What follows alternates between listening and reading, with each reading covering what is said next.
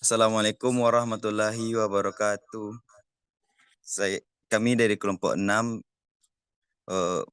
dari mata kuliah pilihan Mengantar Matematika Fazi akan mempresentasikan hasil diskusi kelompok kami.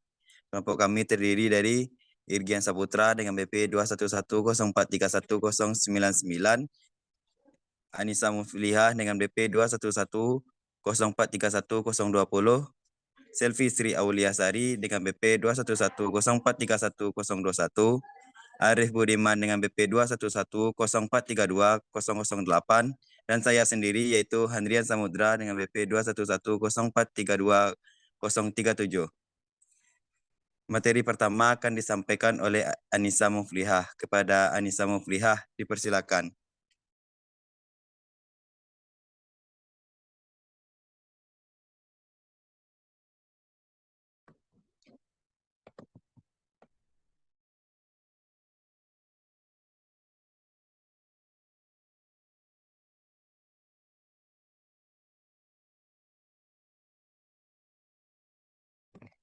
Terima kasih kepada moderator atas kesempatannya. Baiklah, saya akan menyampaikan bagian pertama yaitu Introduction.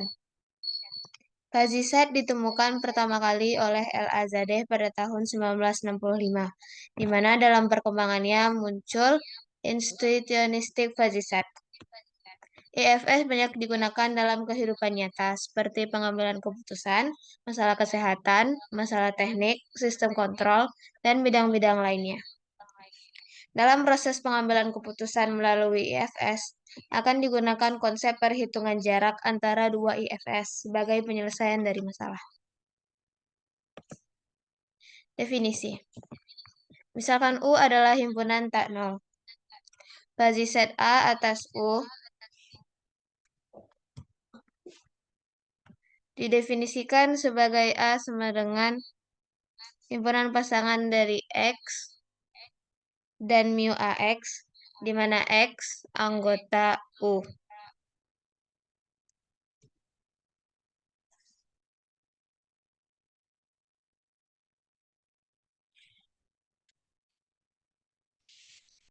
Di mana mu AX memetakan himpunan U dari 0 sampai 1 disebut sebagai fungsi keanggotaan, dan mu AX disebut nilai keanggotaan dari setiap elemen X. Misalkan U adalah himpunan tak nol. Intuitionistic fuzzy set A atas U didefinisikan sebagai himpunan dari pasangan X dan mu AX dengan V AX, di mana X anggota himpunan U.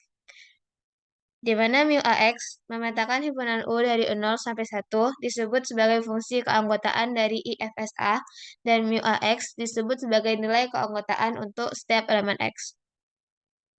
VAX memetakan himpunan U dari 0 sampai 1 disebut fungsi non-keanggotaan dari IFSA, dan VAX disebut nilai non-keanggotaan untuk elemen X. 0 kurang dari mu AX tambah VAX kurang dari 1 untuk semua X anggota himpunan U. Selanjutnya, PAX sama dengan 1 dikurang himpunan dari mu AX tambah VAX disebut sebagai indeks keraguan dari X pada U. PAX mengungkapkan kurangnya pengetahuan tentang inklusi dan eksklusi X di himpunan U. Terima kasih, dikembalikan kepada moderator.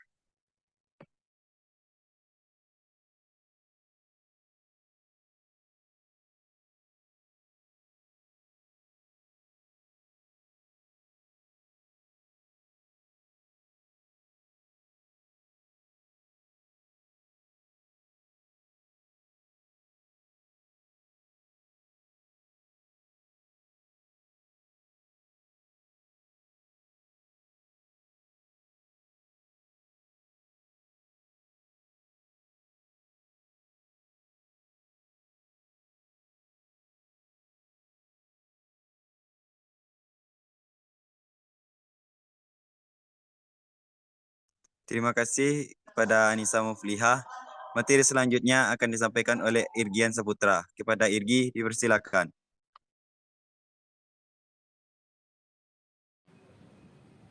Baiklah, selanjutnya yaitu definisi kedua. Misalkan U adalah himpunan tak nol dan PQR adalah menjadi IFS atas U. Fungsi D U kali U dipetakan ke selang tertutup 0 sampai 1 dikatakan sebagai ukuran jarak antara dua IFS jika ia memenuhi aksioma berikut. 1. 0 kecil sama D PQ, kecil sama 1. Yang kedua, D P, Q sama dengan 1 jika dan hanya jika P sama dengan Q. Yang ketiga, D P, Q sama dengan DQ, P. Keempat, jika P subset Q dan Q subset dari R, maka DPR besar sama DPQ dan DPR besar sama DQR. Selanjutnya itu definisi ketiga.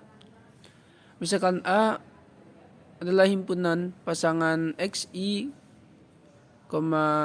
mu AXI, VAXI, PAXI, di mana XI elemen U.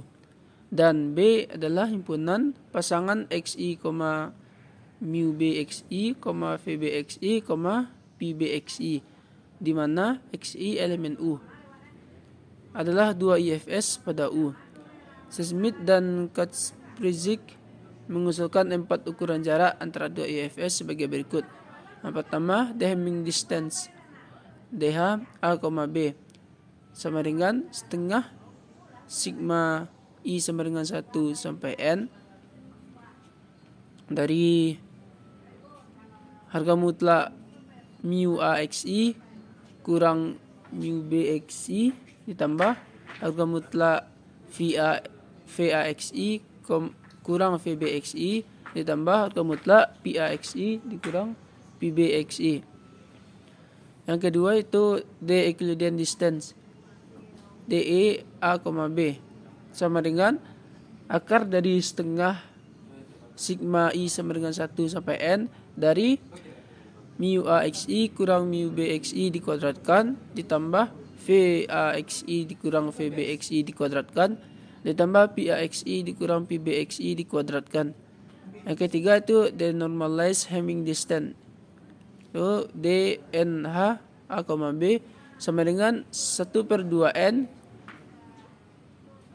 sigma I sama dengan 1 sampai N dari harga mutlak mu AXI, mu BXI ditambah harga mutlak ditambah harga mutlak VAXI dikurang VBXI ditambah harga mutlak PAXI dikurang PBXI. Yang keempat itu the normalized Euclidean distance atau DNE A, B itu sama dengan akar dari 1/2N sigma I sama dengan 1 sampai N dari mu AXI kurang mu BXI dikuadratkan ditambah VAXI kurang VBXI dikuadratkan ditambah PAXI dikurang PBXI dikuadratkan. Baiklah, sekian dari saya. Terima kasih kepada Irgi. Materi selanjutnya akan disampaikan oleh Selvi. Kepada Selvi, disilahkan. Terima kasih kepada moderator. Selanjutnya saya akan menjelaskan tentang diagnosa medis. Pada bagian ini, kami menyajikan aplikasi teori himpunan fazi intuisi dalam pendekatan Sanchez untuk diagnosis medis. Dalam patologi tertentu, misalkan S adalah himpunan gejala, D adalah himpunan diagnosis, dan P adalah himpunan pasien. Analog dengan gagasan Sanchez tentang pengetahuan medis, kami mendefinisikan pengetahuan medis intuitif sebagai IFR dari himpunan gejala S ke himpunan diagnosis D, yaitu pada S cross D, yang mengungkapkan tingkat asosiasi dan derajat non-asosiasi antara gejala dan diagnosis. Sekarang mari kita bahas diagnosis medis, FUZI yang intuitif. Metodologi ini terutama melibatkan 3 pengerjaan berikut. Pertama, penentuan gejala. 2, perumusan pengetahuan kedokteran berdasarkan relasi fazi intuisionistik. Dan yang ketiga adalah penentuan diagnosis berdasarkan komposisi relasi fazi intuisionistik. Lanjut.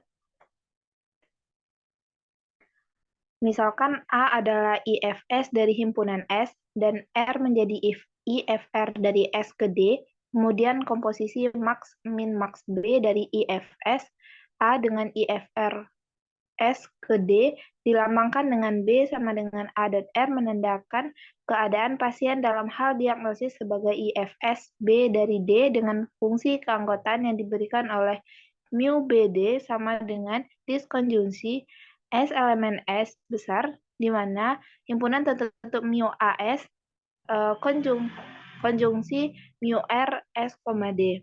Dan fungsi non-keanggotaan yang diberikan oleh VB di disconjunction conjunction S elemen S, di mana FA disconjunction FR S, D. Setiap D elemen D besar di sini disconjunction adalah max dan conjunction adalah min.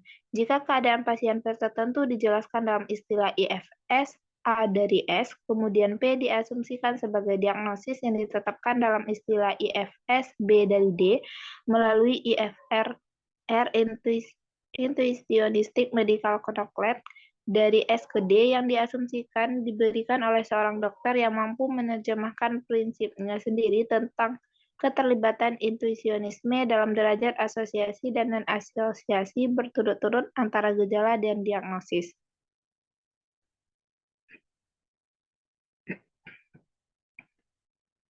Memperluas konsep ini ke sejumlah kecil pasien. Misalkan ada N pasien, PI, di mana I sama dengan 1, 2, sampai dengan N di dalam rumah sakit. Dengan demikian, PI elemen P besar, misalkan R adalah IFR, S ke D, dan jadikan IFR key dari himpunan pasien ke himpunan gejala S. Jelas komposisi T dari IFR, R, dan key, T sama dengan R dot key, menggambarkan keadaan pasien PI dalam hal diagnosis sebagai IFR dari P ke D, diberikan oleh fungsi keanggotaan, di mana mu T PI, D sama dengan disconjunction S elemen S besar, di mana mu Q PI, S conjunction mu R S, D, dan fungsi non-keanggotaan yang diberikan oleh VT PI, D sama dengan conjunction S elemen S besar himpunan tertutup FQ PI, S disconjunction VR S, D. Setiap PI elemen P besar dan D elemen D besar. Untuk R dan Q tertentu, relasi T sama dengan R dot Q dapat dihitung. Dari pengetahuan tentang Q dan T, seseorang dapat menghitung versi yang disempurnakan dari IFR R berikut ini. Pertama, SR sama dengan mu R dikurang VR adalah yang terbesar, dan persamaan T sama dengan R dot Q dipertahankan. Jika versi R ditingkatkan, maka akan mengakibatkan IFR lebih signifikan, derajat asosiasi lebih tinggi, derajat non-asosiasi gejala yang lebih rendah, derajat keraguan yang lebih rendah terhadap diagnosis, sebuah pendekatan untuk pengetahuan medis intuisionistik. Jika diperoleh nilai yang hampir sama untuk diagnosis yang berbeda dalam T, kami mempertimbangkan kasus dengan keraguan yang lebih sedikit. Jika versi R disempurnakan, maka dapat disimpulkan bahwa diagnosis dari gejala dalam arti nilai-nilai berpasangan, yaitu pasangan antara derajat asosiasi dengan derajat non-asosiasi. Saya kembalikan ke moderator. Terima kasih kepada Selvi. Materi selanjutnya akan disampaikan oleh Arif. Kepada Arif, disilahkan. Studi kasus. Misalkan ada 4 pasien, yaitu Paul, Jadu, Kundu, dan Rohit di sebuah rumah sakit di Cicuta dengan gejala mereka suhu, sakit kepala, sakit perut, batuk, dan nyeri dada. Misalkan himpunan P sama dengan Paul, Jadu, Kundu, Rohit, dan himpunan S sama dengan suhu, sakit kepala, sakit perut, batuk, nyeri dada. Hubungan kabur intuitionistik Q dari P ke S dapat disajikan seperti tabel di bawah ini.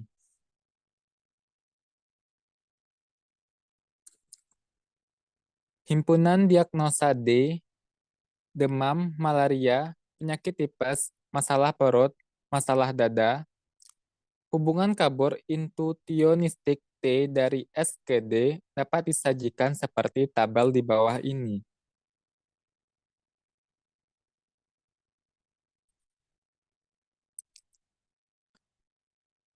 Komposisi T sama dengan R bundaran Q dapat disajikan seperti tabel berikut.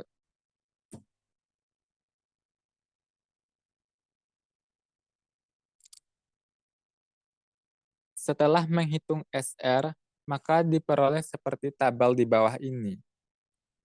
Dari tabel di atas, dapat dilihat jika dokter setuju, maka Paul, Kundu, dan Rohit menderita malaria, sedangkan Jadu menderita masalah perut.